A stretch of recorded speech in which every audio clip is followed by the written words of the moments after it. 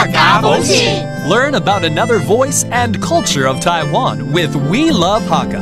让我们来听听客家和世界上的节庆会碰撞出什么有趣的火花。Hey, what's up? It's time for the World of Hakka here on ICRT. I am Joseph Lin, and today we're going to reference Groundhog Day to talk about predicting the weather, and maybe the Hakka do the same thing too. But for those who don't know, Groundhog Day is an event that takes place on February 2nd. A group of people would watch a groundhog emerge from its burrow that day, and if the groundhog sees its shadow, it will actually retreat to its own den, and that means winter will go on for another 6 more weeks. But if it doesn't see his shadow, spring will arrive early and he'll hang out in the open.And I wonder if the Hakka has events to predict the weather as well. Hello, 妹长。Hello， 大家好，我是妹长。你知道美国有一个很有趣的叫做土拨鼠日哦。我刚刚知道了。知道哈，2月2号，你知道 ？OK， 这个道理是这样子。OK， 那个土拨鼠从它的洞出来，如果它看到它的自己的影子，也就是说那天天气不错才会看到影子，它会吓到，它看到怎么有影子在动，太可爱了，然后它就会躲回它的洞。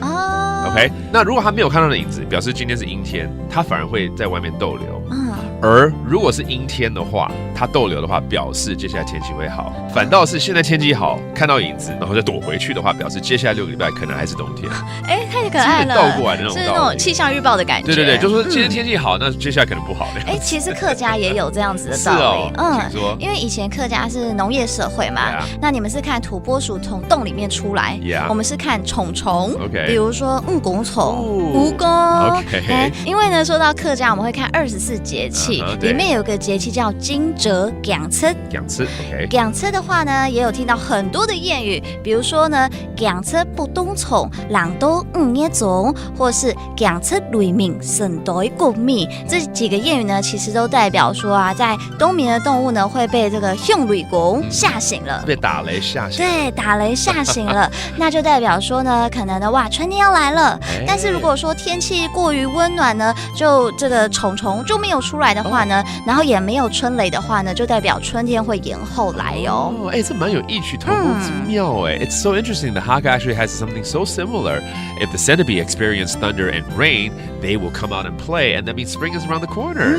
That is so cool. 只是一边是蜈蚣或虫虫，然后另外一边是土拨鼠。对，那我们来教几个单字好了，包括这个下雨怎么说 ？Log E. Log E. That's rain. And then there's going to be thunder. 就是打雷。用雷公。用雷公。And then finally, the centipede. 很多脚的蜈蚣。拱虫。拱虫。And there you have it. Learning more about predicting weather. Thank you so much for listening. 什么太嘎？俺只是张来了。客家风情由客家委员会监制。We Love Hakka has been brought to you by the Hakka Affairs Council.